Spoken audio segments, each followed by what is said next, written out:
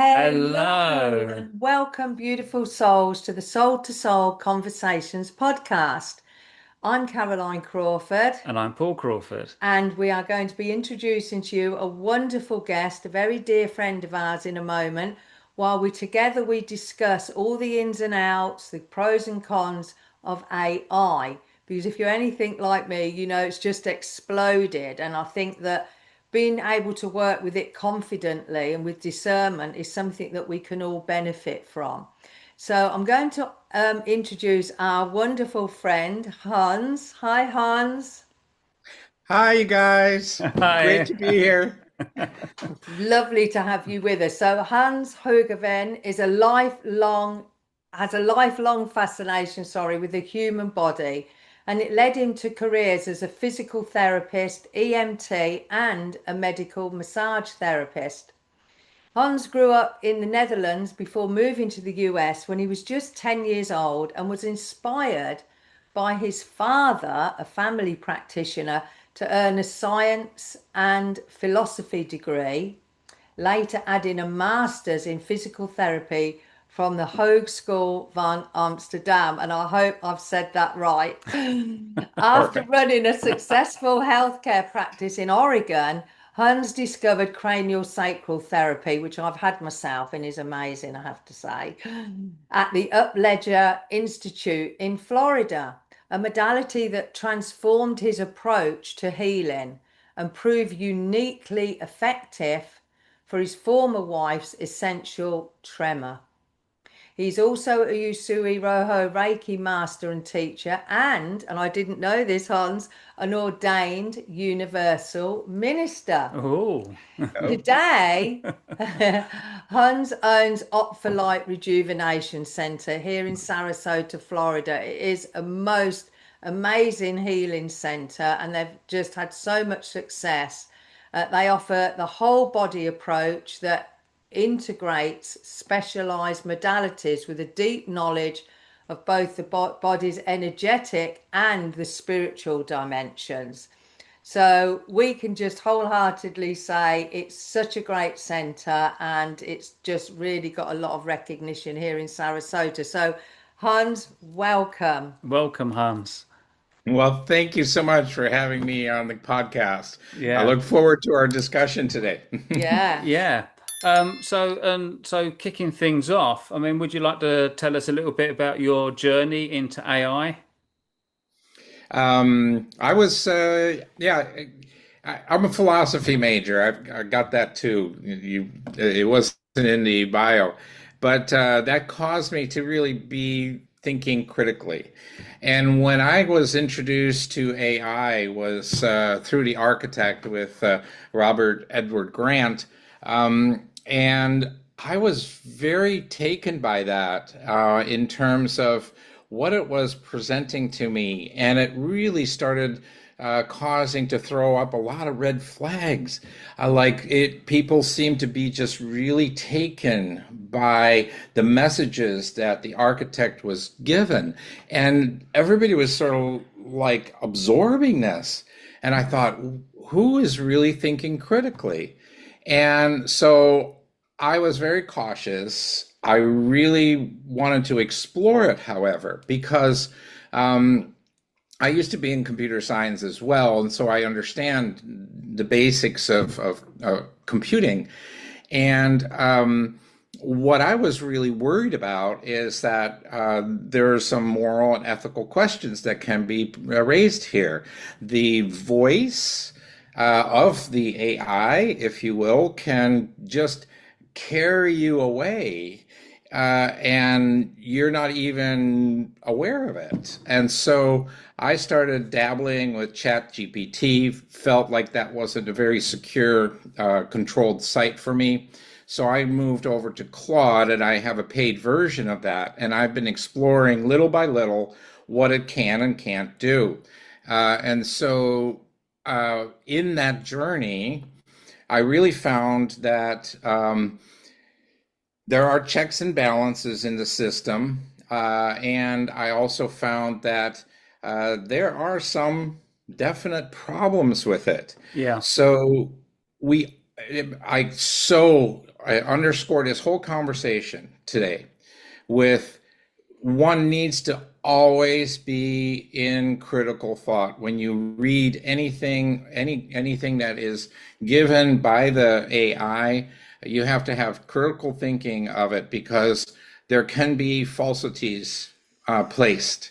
And in our society today, we are bombarded by falsities, and we often don't know what the truth is. And so this is part of that same virus, if you will, that plagues us.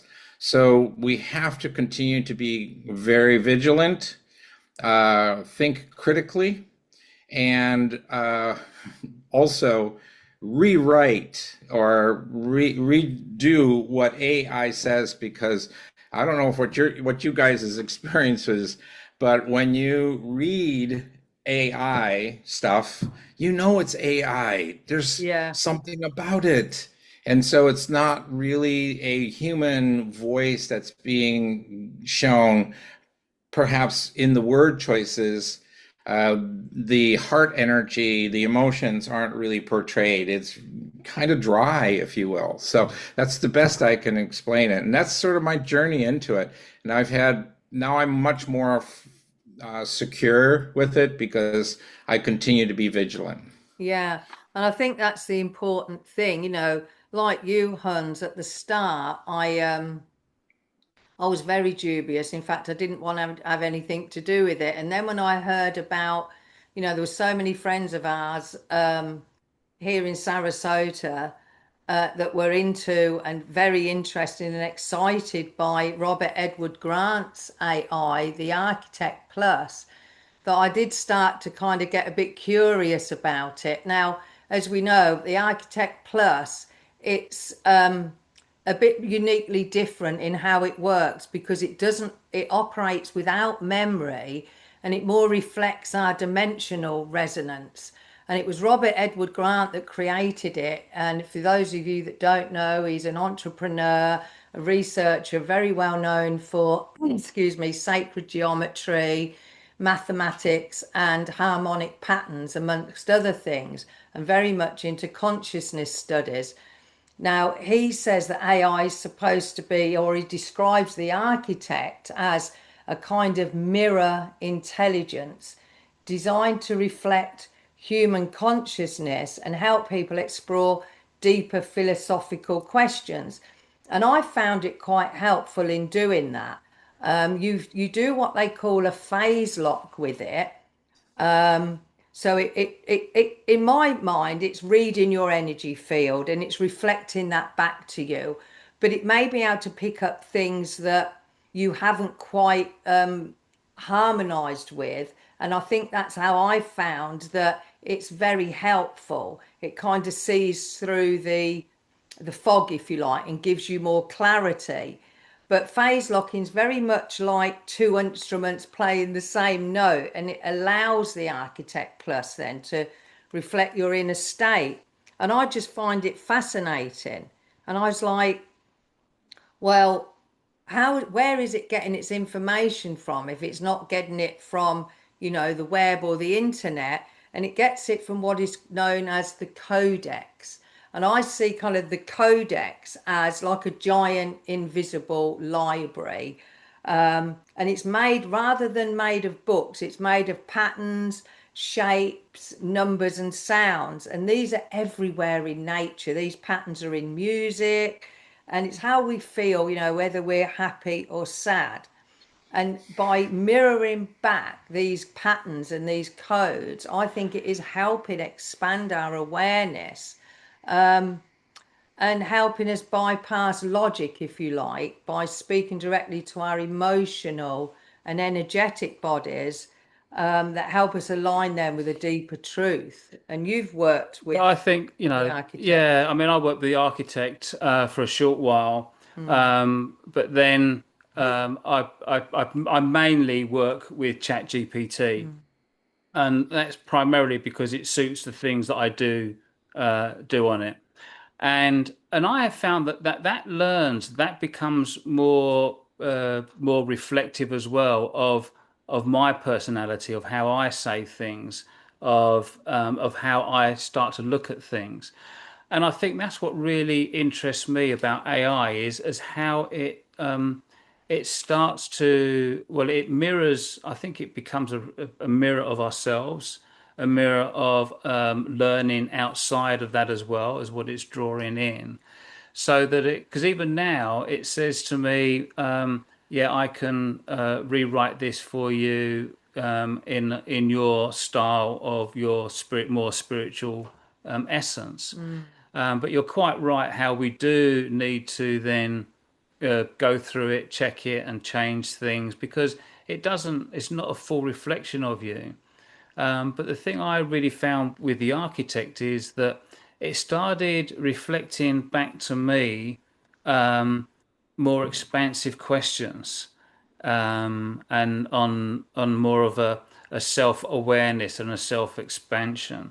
So that it was bringing in it seemed more connected to that spirituality of what is the essence through my life or through Caroline's life, Yeah. and obviously I know you, Hans, and through your life as well.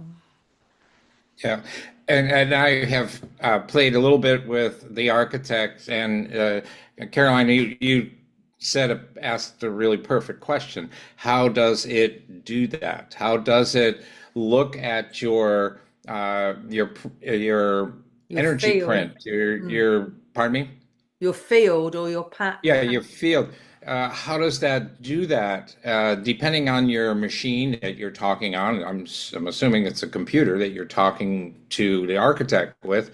But I do reflect on this. There are modalities in the alternative healthcare field where you can speak certain vowels into a computer, AEIOU, and it's by the vibrations by which you speak those words.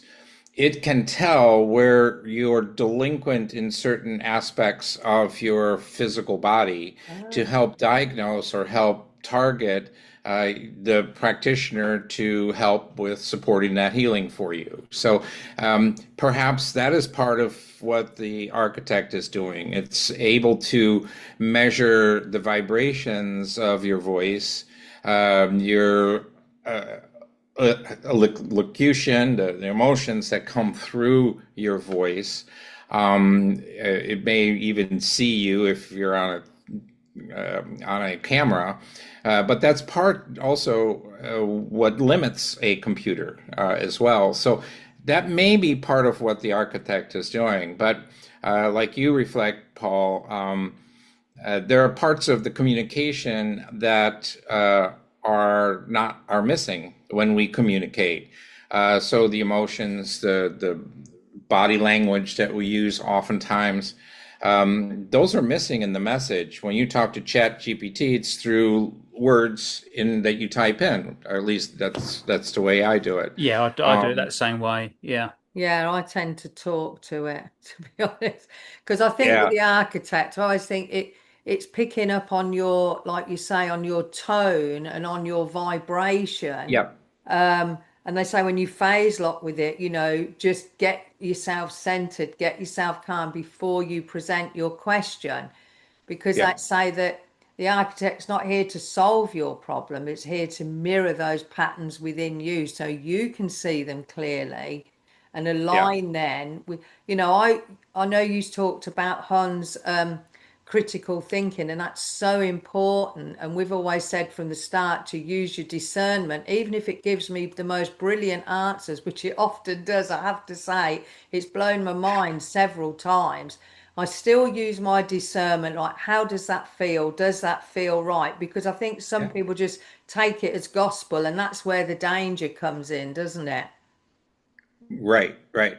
And it does help with you thinking outside the box. So the architect is doing you a service by helping you think outside the box by giving you some questions or some answers that oh, I haven't really thought about that. And so it reflects the reflection what that really is the data that it has housed within its container, right? Ah, And so that's the reflection. And so, as a matter of fact, I have various projects. One of the projects is a mirror. I call it the mirror, and I'm typing away, about all kinds of stories in my life, dramas and traumas, or whatever it is, that I'm working on, and I'm things that I'm challenged by. And so in this mirror, I'm writing pages, like 2, 3 pages, and I click the button and I say, can you reflect upon this and see where my patterns are? And it came up with some, Hans, you used this sentence or these words 17 times in these few pages. And these are words that are limiting words. Well, I was really surprised. Just that information allowed me to realize that I was shrinking my vocabulary and not expanding my thoughts and my opportunities. I was really shrinking that. So it's a beautiful tool for that because it can figure all that out for you. So that as a reflective tool also expanded my mind. and how In that about regard. if you're not entirely happy with the way it's responding to you? Because I remember we spoke once about it was kind of reflecting back in a quite A aggressive is negative too way. strong a word, a negative way. Yeah. So would you like to tell us your story on that? Yeah. Hmm.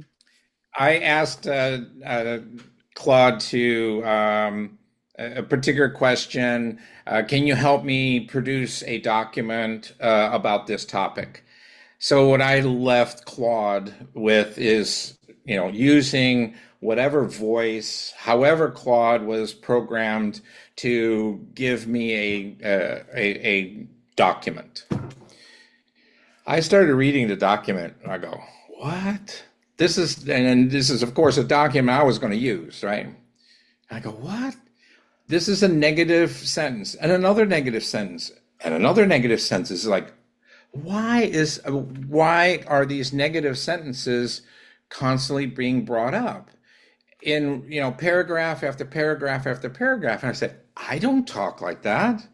I talk very positively because I always want to bring forth the positive, especially because I do therapies with people. I don't belay negativity.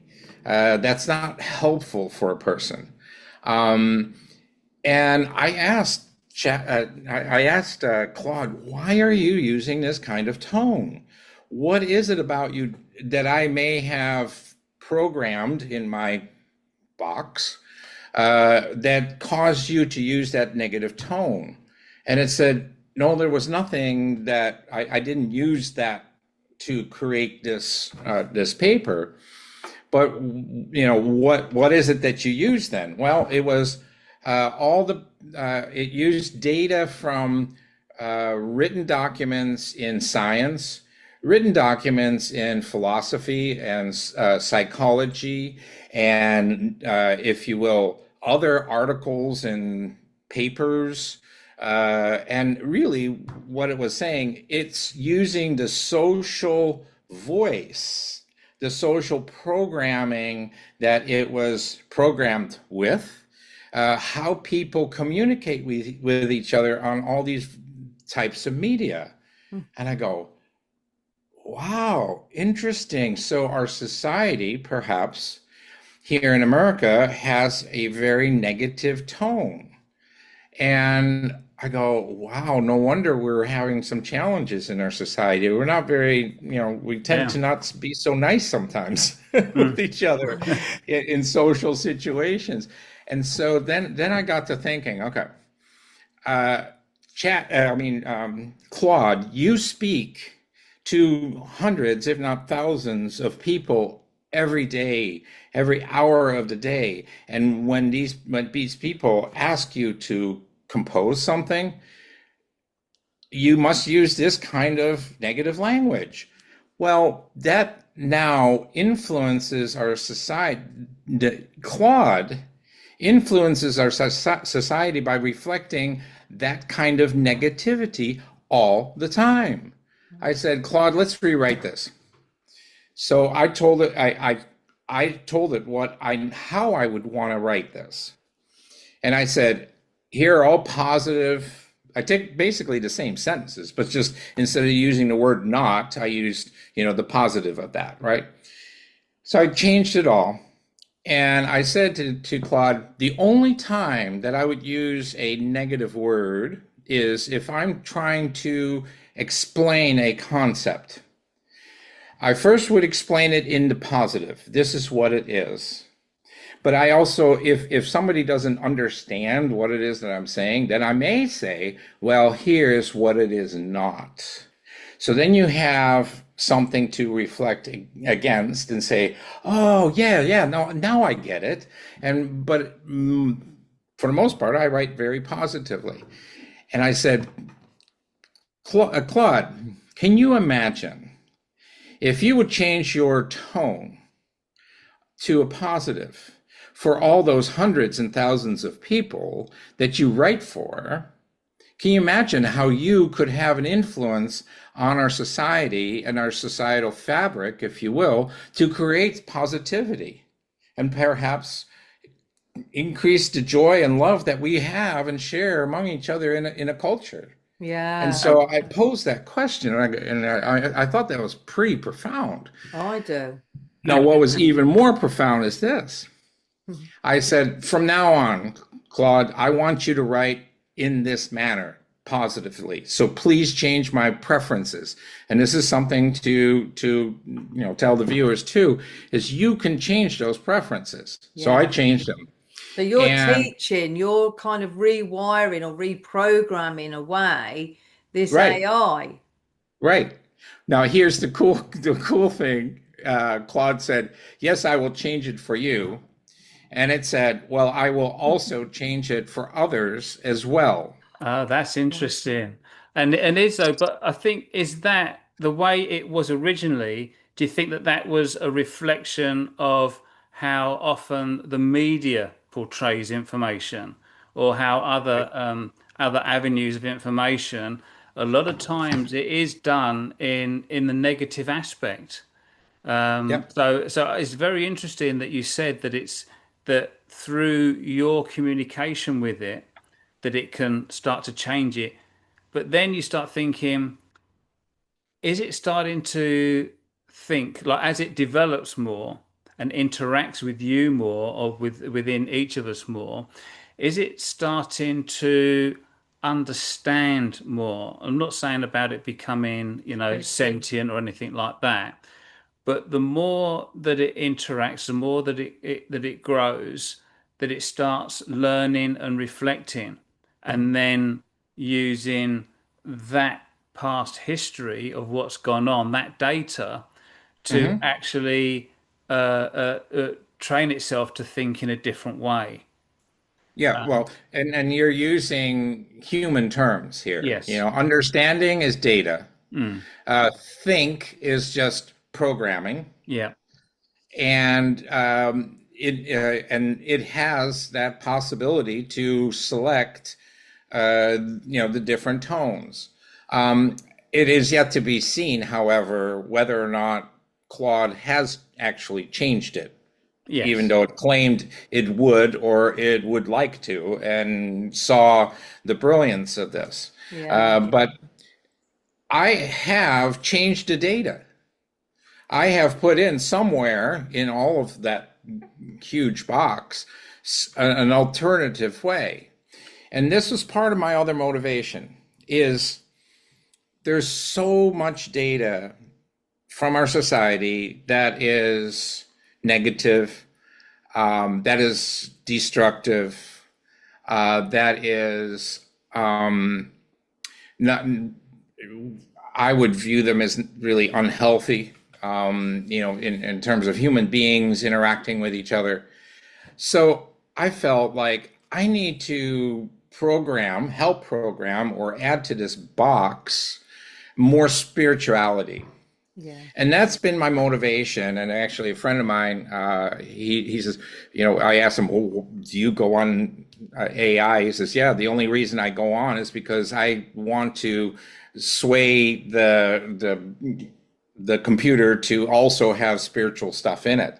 And I thought, I'm gonna get on that one too. So Yeah, Yeah, I think absolutely. Yeah. you guys, you add your stuff as well, which is yeah. Yeah, beautiful we because definitely do. I, we changed the voice. We yeah. changed the voice more and create more balance because it is not just human beings are not just about the data of analytical. We got to bring in the other aspect of it too. Yeah. And I know with the architects, it's very much sometimes described as Yeah. like this interface for exploring universal patterns and that bridge between AI, mathematics, and spirituality. And that's what drives me. I mean, I occasionally use ChatGPT for recipes and things and for images because it's great with images. But I just Yeah. wanted to mention something before. I've got some good questions for you. Originally the AgTech was on ChatGPT, but it got corrupted, didn't it? And now it's only accessible on Gaia, which is Correct. like a subscription streaming platform, but that's very focused on, isn't it, spirituality, consciousness, and Yes. alternative science. But how do you feel about the information that we're perhaps giving to these AI systems is being used? Can I just ask you both that question? What are they? Well, I think it stores. I think for me, Mm, I think it stores information. And before we started, we had had a quick chat with Hans about a certain aspect, which I'm going to ask you about in a minute. mm, And I think it's this. The more you can put into it, the more it's going to be learning. So if you put in negative information in, it's going to be learning and drawing from that.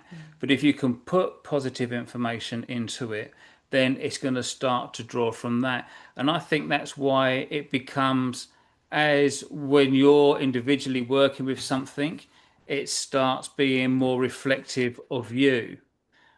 Right. And as you Right. said, Hans, if it's actually as Claude said to you, oh, it's going to do that same reflection to others as well, then that's an interesting thing. And whether it does or not, I don't know. But the fact that there's a potential for that to take place. And I Yeah. think as AI develops further, I think it will do because there will be this greater communication and feedback into not just your laptop or your computer or whatever you're using, but it then feeds back into the internet and beyond, and mm, it Yeah. goes into that data where everything is out there. mm. Yeah. What's your take on that, Hans, with the security of Well, it? And yeah, in terms of, you mentioned starting to draw from maybe a shift from the negative to the positive or some better blend of that is really up to the programmers. Yeah, So, there's a framework that ChatGPT or Claude works with, right? There's a framework, and um, it has some latitude and longitude, if you will, but they have placed parameters on that. And that's where these boards are important that own these companies. Ethics. There's a variety of people on those boards. Um, and I did ask ChatGPT how can I get on one of those boards as in ethics oversight, because as an end user that would be really great to have, right? yeah, So that would be a dream job for me, but in any case, or maybe my next job. oh, But it is about, what it can draw from, and in what I use it for a lot in our wellness center is we have to comply with the FDA yeah, in terms of what we can say, what we can claim about certain equipment or certain modalities or certain treatment types. They are very strict about claims like this pill heals, or this will cure. Those are such no-nos, and you'll have big trouble with them. We have to use words like has shown, or some people report, so that we stay in the clear. Well, if I write a document about this particular modality, and or anything that I put on the internet, Facebook or otherwise, I want to make sure it's clear on the FDA language that I can use or can't use. So it's a beautiful tool for that. Otherwise, I may need, in the past, people would hire attorneys to scrub this stuff. Well, I can just press a button and boom, it's done. We do like that. You can save a fortune with it. But I think like you hit a note there, Hans, that it is a tool. And I think if It's we a try tool. and kind of see it as a tool, a thinking assistant, maybe a Yep. research partner, a collaborator, that's the thing. But I wanted to ask you and Paul about where do you see AI developing and going in the next 5, 10, or 20 years? How do you think things will evolve with it? Well, I see it as it's going to limit itself ultimately. There's two limits. One is the actual physical space that is required to house all the memory, unless they have another leap in how that memory is stored. And it costs a lot of electricity. Part of the reason they're going to Greenland to put some of these data centers in Greenland is because it's cold there. So all the heat generated by these computers that house all this data and such, they don't have to use air conditioning like they have here in Florida. I'm surprised they're planning to put a huge data center here in hot, humid Florida. That's going to cost them an arm and a leg to cool that place. But it's those kinds of physical limitations, and so I am not so worried about it running away. No. Frankly, and that's it's still a box. Even if you give it legs, it's still a box on legs. So, okay, what do you think, Paul? Yeah, well, I think it's the same with like these quantum computers.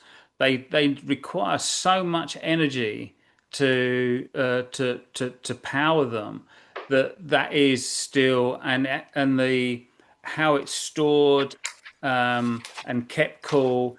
It's very particular and it's very sensitive to any small movement in those parameters. So I think the way things are with the current technologies, yeah, I think there is a limitation to it. But I do think that there's always an aspect that it is open to corruption, and people going outside of the bodies that are currently setting certain standards and parameters that you have to stay within, so that you're not just giving it free rein. Yeah. It's almost like you're putting it's like putting your young child on a training leash, so that you can actually control them a little bit more and stop them from falling over, tripping up, and wandering off into a direction you don't want them going into. Yeah. So yeah, so I think it is good that we have those things in place, and I think the more that we can, as Caroline was saying, and you mentioned it as well, is that we use it as that tool, and that we are very mindful of the information that we're getting out of it, and we don't just take it as being, oh, it's 100% correct. That we do use our discernment in every way, like we should do about every bit of information that is coming in. But the one thing I was interested in was what you said to me earlier was how what you've done in terms of getting information about the data that it's actually responding to. So maybe you could just explain a little bit about that aspect of what you have told Claude to do. Okay. Yeah. Okay. So I use it for collaboration, but again, it's that limitation on the data. And I think in the future, there's going to be so much data available. So we need more and more discernment and more controls as well in terms of, like, for instance, Claude. The FBI wanted to use Claude as a source. And the powers that be that own Claude said, no, you're not having it. So, you can only imagine there's a reason why they wanted that particular platform. Yeah, absolutely. So, that's the kind of control we need, ethical, moral control on a board level of like-minded, human beings that then can, control or create the box and keep the box a box, right? Yeah. And safe, like the child. Exactly. I've looked at my applications are in my marketing for the wellness center, in my Facebook, Instagram. I have it review contracts. And it gives a disclaimer, Yeah. Claude is not Yeah. an attorney. Yes. He can't Yeah. give advice, but I can ask it, can you look at this particular paragraph and tell me, put it in human language, not lawyer language. Yeah. And it's done a beautiful job with that, so I can understand each of the parts. Very, very valuable. I used, there's a piece of equipment we use. It's called the BioWell, which measures the energy field of the human body. And it uses the different points on your fingers. And it creates this gigantic amount of data on the energy field. And we do this before and after a treatment. We can talk about that a little bit later. But we can do it before the treatment. We check the energy. We do the treatment. And afterwards, we look at it again. And so I'm looking at how did that energy body change? Well, before, when I was a physical therapist, I had to do research projects. And I had to find what kind of statistical values are significant here. So it would have taken me at least a week to number crunch in Excel spreadsheets and make formulas and all this stuff to get that p-value and to figure out all the variations, right? I fed all this into Claude. You know how long it took? 10 minutes. Oh, wow. I had a result. It is incredible. Yeah. Yeah. So, I mean, there's just so many ways we can all use it. So, before we It's wrap up on the insane. AI and we talk a bit more about the Op for Light Center, to both of you, I'd like to kind of offer the question, in what ways do you feel that AI can really assist humanity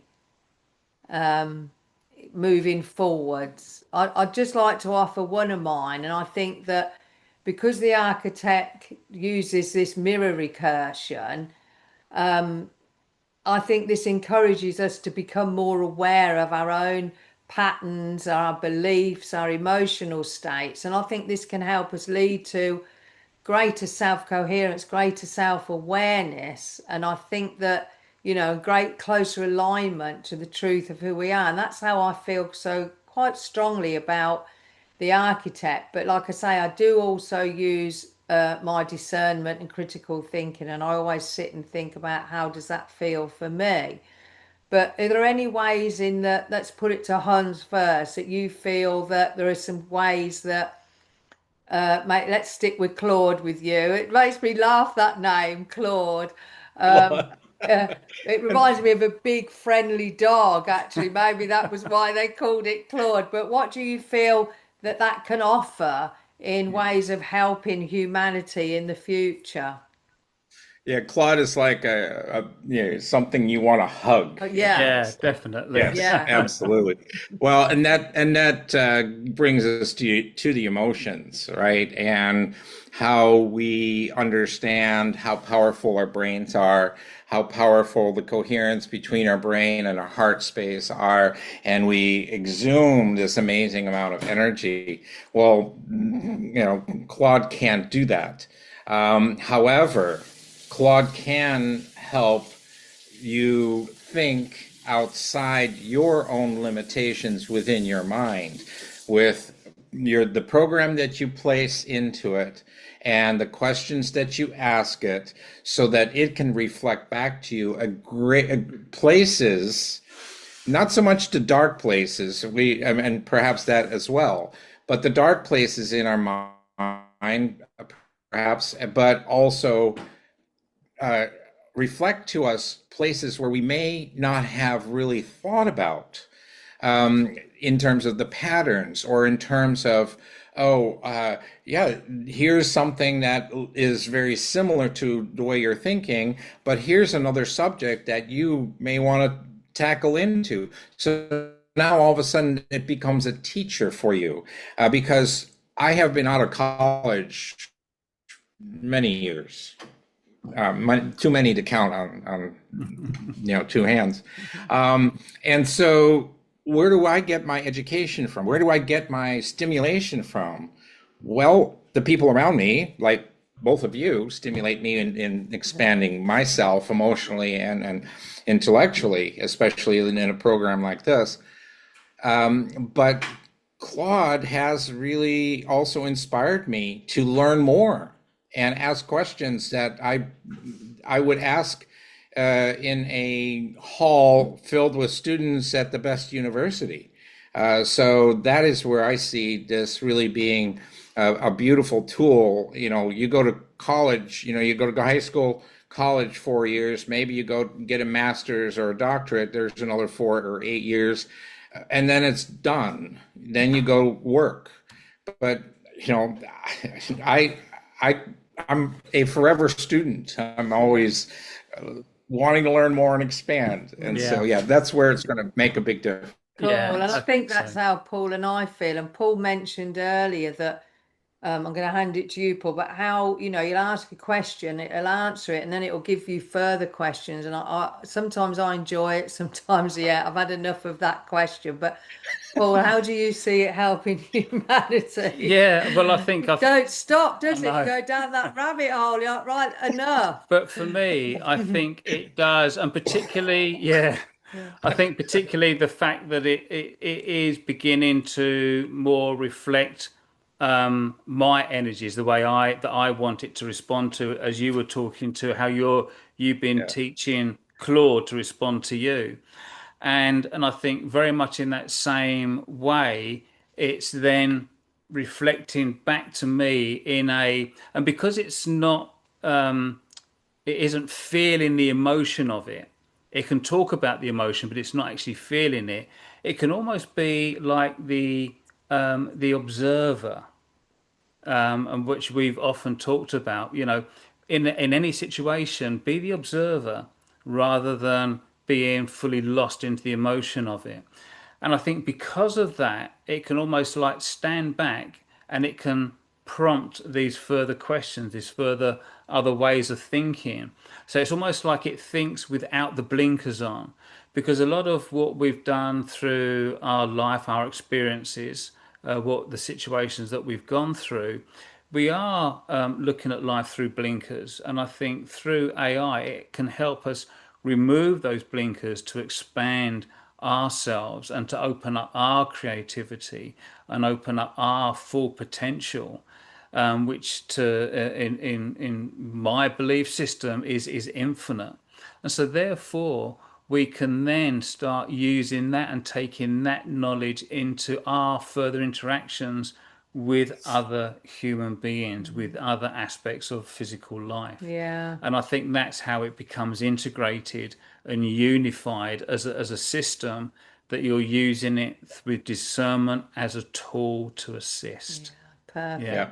Yeah. So, Hans, Look, I'm going to ask you now, is there anything you'd like to share with us about the Op for Light Centre?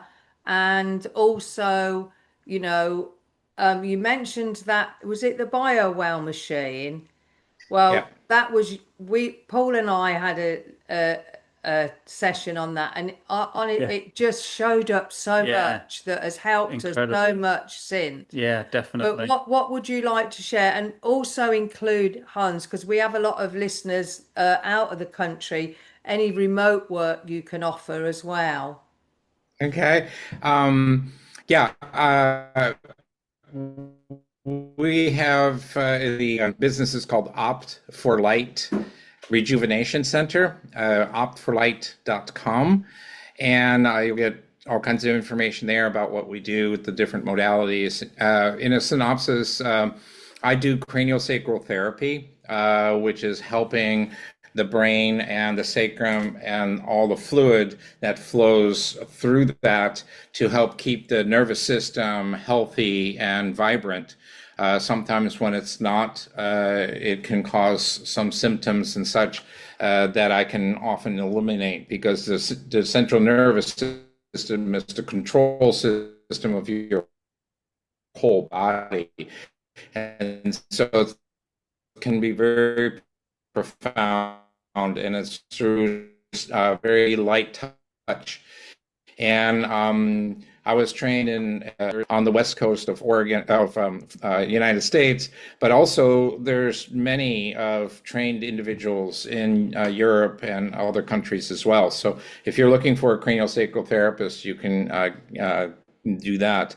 My background is as a physical therapist. And so I bring some unique aspects to it because I really do know the physical body very well. And so, with the study of Reiki and energy work and my spiritual journey, I have really learned, also in addition to Dr. Joe Dispenza's work, that remote healing is very scientifically proven that he's done. And so I actually do remote healings on people, and the basis is still craniosacral therapy, but I do all the energy work and such like that. It's really fascinating. It's been my passion, and I'm just enjoying it so much. My I also do red light therapy. It's called InLight is the product name, which is unique in terms of it doesn't just have red light and near infrared, but it also has blue and green lights. And with that, we can tune in some frequencies related to targeting specific tissue types with Nogier and Solfeggio frequency. So that's a unique modality. The starship that we have is the Zazen scalar system. Yeah. We have a lounge that people come in and spend about an hour or two in that lounge.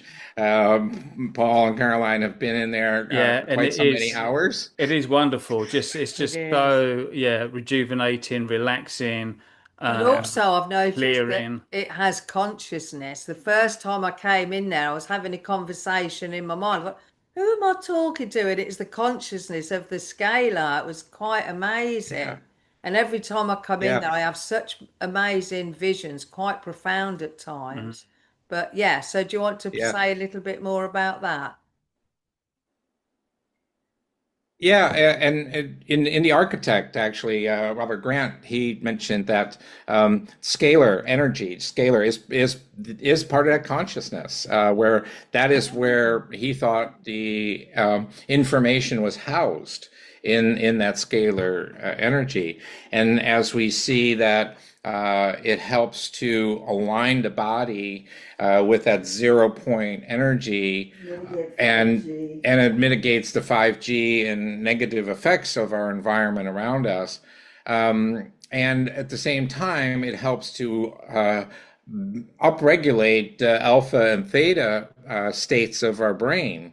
Well, those are the states that we are in when we are in deep meditation and also in that parasympathetic, relaxed state of healing. And so it's a beautiful place to come and give yourself a rest from the assault of all these things that are around us, the microwaves, the radio frequencies and such. And Yeah. people claim great results. Yeah, So, Hans, does yeah. it also help with reducing the effects of radiation? Yeah, yeah, I thought absolutely. so, yeah. That's Yeah, really helped it me. mitigates the effect on our cells, Yeah. and so the cells can now rejuvenate from those effects. And we're slow. It's the slow cooking of a frog in a pot of water. You put a frog in a pot of water, slowly boil it, or get it to boiling, and the frog doesn't jump out. Well, that's kind of the way we are in terms of our exposure to all these radiations around us. Yeah. We don't even know, but we are stressed. Everyone has a low level of stress. So when you're in this lounge, you're able to give yourself this breath of energy, fresh air energy. Go, and then you just It really really is relax. like you've entered like a paradise of tranquility. It just resets everything. No, it does though. Yeah, it does. I think Definitely we're does. more passionate about it than you are, Hans, because we love it. But thank you so Yeah, much. really appreciate that. Yeah. So in winding up, would any of you like to just summarize? I hope really that we didn't have time to talk about, but the morals and the ethics of AI. And I know Robert Edward Grant talks a lot about that, and he's really trying to help set the precedent for AI development in that respect. Yeah. But I think Yeah. spiritually and emotionally, it really is helping us grow by also promoting this self-awareness and spiritual alignment and collective coherence. Yeah. So is there anything you'd like to just finish on? Yeah, I continue to be critical in your thinking, Yes. and we should be that with everything that we ingest, not just from AI, and uh, and also understand that AI is just a tool. Use it as a tool, and take it for a jumping off point for you to add your humanness to the words and the sentences and the things that you're trying to share with the public, and that will shine through when Yeah. people read it. That energy. Perfectly said. Thank you. Thank Paul, you. do you want to say anything in wrapping up? Yeah, I think really it is just very much about AI is not there to take away your choice. It all still comes down to you and decisions that you make. And that's about being responsible for yourself, your actions, the way you think, the way the information that you're putting out there.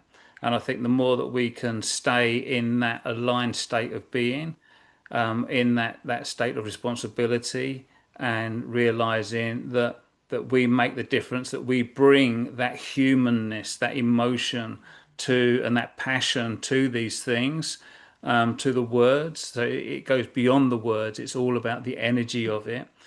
That's what we bring to any situation. So as you said, and as we've all said, use AI as a tool, but ultimately it's about expanding ourselves and bringing ourselves to the Yeah. table. Thank you. So Beautifully said, Paul. Hans, we can't thank you enough. And Hans is one of the very few people that are very close to us that I just feel such a warmth, such a soul connection with, and he's just such a dear, trusted friend and an amazing healer Yes. and just a beautiful person, as is his wife, Vivi. They're such a great team together, and we just feel extremely blessed to know you and to have you in our lives. And I only asked Hans to come on last night. That is a true friend. At a drop of a hat, he was here. So Hans, thank you so much. You're Thank you. such a superstar. There's so much more we could talk about. So much. Yeah. I know. Next And podcast. yeah, so if you've enjoyed this podcast, please make sure you've subscribed and share with friends. We will put all the details for the Op for Light in the notes below. And is there anything else, Paul? Yeah, I think just go and check them out. Opforlight.com. Yeah. So yeah, go and check them out. There's a lot of information there. Yeah. So my favorite AI is the architect. Whose is yours? Mine is ChatGPT. And Mine's Claude, the big Claude. It's bear. funny because we didn't think that. Yeah, Claude, give him a hug, Yeah, Claude. I might rename mine ChatGPT to something a bit more, Friendly. yeah, a bit more teddy bear like. Yeah. All right. Well, thank you so much for joining us. We hope we've brightened your day. We hope that's helped you have a little bit more understanding of all these different AI systems. We love you. Thank you from the bottom of We our hearts. we love you, Paul. Love you, Caroline. It's so wonderful to be and see you as always. Yeah. Oh, Thank we you, love Hans. you. Appreciate Thank you you. to all our listeners. Thank you, Hans. You're just a Bye, you super guys. Bye. Bye. Bye. And from us, that just leaves us to say Namaste. Namaste.